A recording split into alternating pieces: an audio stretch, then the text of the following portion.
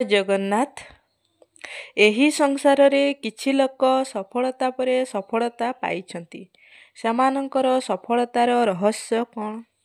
ପ୍ରଥମତଃ କର୍ମ କରିବା। କର୍ମକୁ ନିଷ୍ଠାର ସହ ଆଗ୍ରହ ମନରେ କରିବା।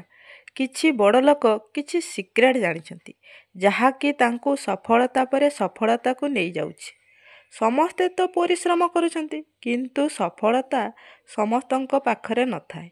ସଫଳତା ପାଇବା ପାଇଁ କିଛି ଟେକ୍ନିକ୍ ବା କିଛି ସିକ୍ରେଟ୍ ଜାଣିବା ନିହାତି ଦରକାର। ତାହା ଏହି ଭିଡ଼ିଓ ମାଧ୍ୟମରେ ଆମେ ଜାଣିବା। କିଛି ପିଲା ସଫଳତା ପାଉଛନ୍ତି, ଆଉ କିଛି ପିଲା ବିଫଳତା। ତେବେ ସଫଳତା ଆସୁଛି କେଉଁଠୁ? କାରଣଟା ହେଉଛି ଆକର୍ଷଣର ଶକ୍ତି। ସିକ୍ରେଟ୍ ହେଉଛି ଆକର୍ଷଣର ଶକ୍ତି। ମହାଭାରତ ହେଉ, ରାମାୟଣ ହେଉ, ଗୀତା ହେଉ, ଭାଗବତ ହେଉ, କୋରାନ୍ ହେଉ, ବାଇବେଲ୍ ହେଉ, ସବୁଠି ଲେଖା ହୋଇଛି ଯେମିତି ଇଚ୍ଛା କରିବ ସେମିତି ଫଳ ପାଇବ। ତାକୁ କଳ୍ପବୃକ୍ଷ ବୋଲି କୁହାଯାଇଛି। ମଣିଷ ଗୋଟିଏ କ'ଣ କଳ୍ପବୃକ୍ଷ? ମୁଣ୍ଡରେ ଯେଉଁ ଚୁଟି ଅଛି, ଯଦି ମଣିଷକୁ ଓଲଟାଇ ରଖାଯାଏ, ତେବେ ଆମ ଚୁଟିକୁ ଚେର ବୋଲି ଧରାଯିବ। କଳ୍ପନାର ମୂଳରେ ସବୁକିଛି। ଆମେ ଯେମିତି କଳ୍ପନା କରିବା ସେମିତି ହେବ। ମୁଁ ଯଦି କଳ୍ପନା କରୁଛି ମୁଁ ଠିକ୍ ହୋଇଯିବି, ତେବେ ମୁଁ ସୁସ୍ଥ ହୋଇଯିବି। ମୁଁ ଯଦି ଠିକ୍ ହୋଇଯାଇଛି, ମୁଁ ଠିକ୍ ଅଛି। ଯଦି ମୁଁ 90% ଠିକ୍ ଅଛି, ମୋର ସବୁ ଠିକ୍ ଅଛି। ଯଦି ଏପରି ମନରେ ଭାବିବା, ତାହେଲେ ନିଶ୍ଚୟ ପ୍ରକୃତି ତୁମକୁ ଠିକ୍ ସେହିପରି କରିବ। ଏହା ସହିତ ଦୃଢ଼ ବିଶ୍ୱାସଶକ୍ତି ରହିବା ଦରକାର।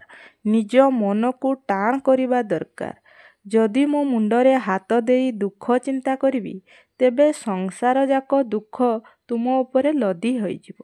ପୃଥିବୀରେ ଦୁଃଖ, ସୁଖ, ମାୟା, ମୋହ ସବୁକିଛି ରହିଛି, କିନ୍ତୁ ତାକୁ ଆୟତ୍ତ କରି ନିଜ ମନକୁ ଶକ୍ତ ଟାଣ କରିବା ଦରକାର। ତାହେଲେ ହିଁ ତୁମେ ତୁମ ମନ ଉପରେ ବିଜୟିନୀ ବା କଣ୍ଟ୍ରୋଲ୍ କରିପାରିବ। ତୁମେ ଯାହା ଚିନ୍ତା କରିବ, ତାହା ତୁମ ଉପରେ ଉଜାଡ଼ି ହୋଇ ପଡ଼ିବ।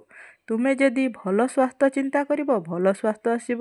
ତୁମେ ଯଦି ଅର୍ଥ ରୋଜଗାର କରିବ, ତେବେ ଅର୍ଥ ରୋଜଗାରର ବାଟ ମିଳିଯିବ।